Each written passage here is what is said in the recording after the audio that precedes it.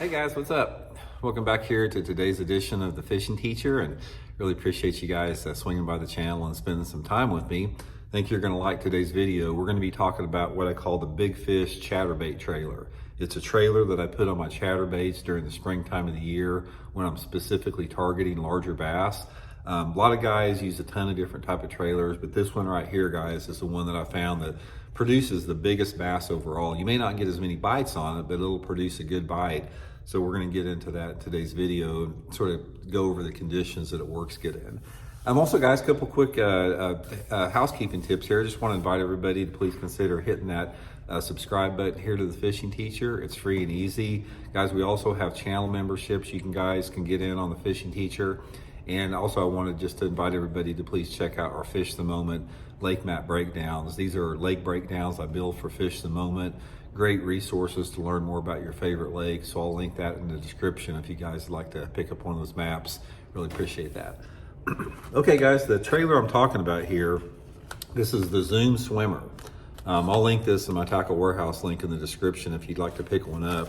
But this is a trailer, guys, that is not really associated with chatterbait fishing. Most people that fish chatterbaits fish stuff like that Yamamoto Zaco, or the smaller swim bait trailers like the little bitty boot tails, but they don't use these big 5.5 inch old school swim baits with the big flapping tail on it. So what I do with this, guys, I'll just get a 1/2 ounce or a 3/8 ounce chatterbait here. I put the whole thing on. I don't do any trimming. This is a 5.5 inch deal here. My glasses on here. And I'm going to explain to you the situation this thing works good in when you finally do get it rigged up. Now this is a big lure, guys. When everything's put together on it, it's almost like a big spinnerbait with a big trailer. But that's the way it looks when you get that on there. It's like the bait is probably over 6 inches long for sure.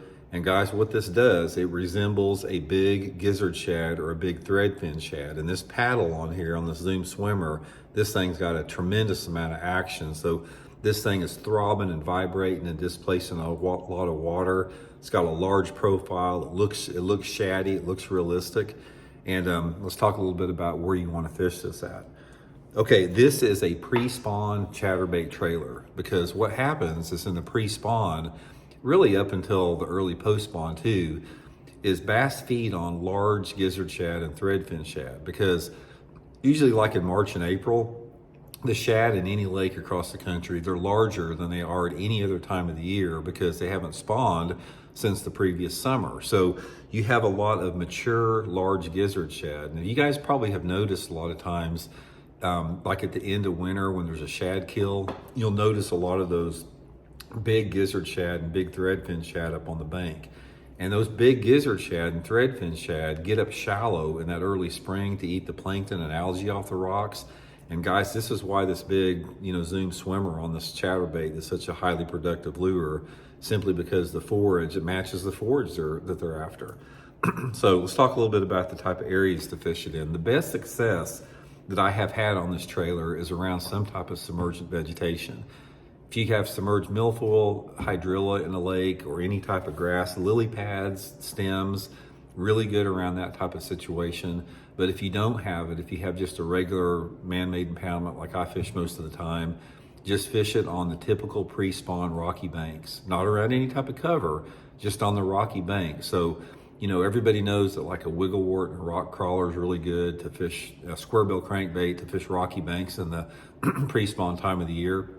Just get on those steeper banks, like the channel banks, steeper rocky banks, and throw this chatterbait, guys, right up on the bank and just slow roll it down the bank.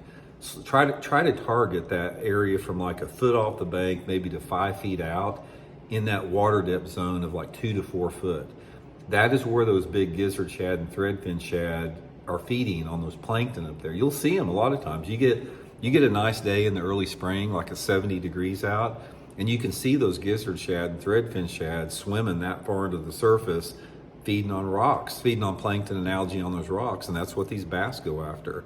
But this is the thing, since it is large and you have a big wagging tail on this thing, you can't fish it very fast, because if you do, it'll roll over to the side.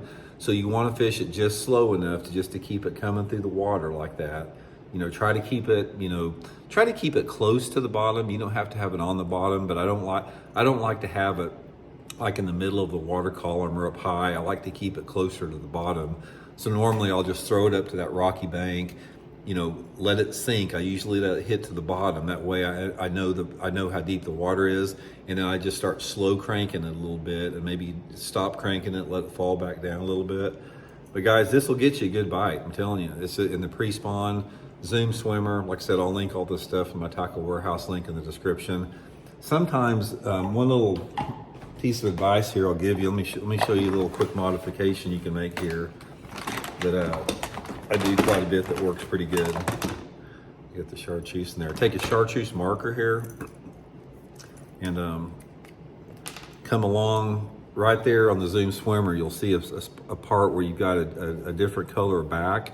Just come through here and draw a chartreuse line right down that back, right along that line of that back.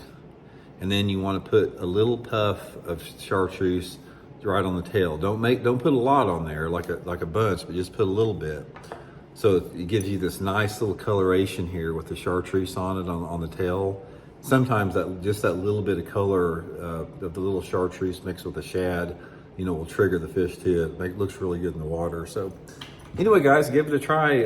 Hope it helps out. Like I said, this is a technique where you're not going to go out there and just catch a load of fish. I'm not saying you can't have a good day on it, but it's going to be one of those deals when you get a bite on this thing, it's going to be quality fish. So hope it helps out. We'll talk later.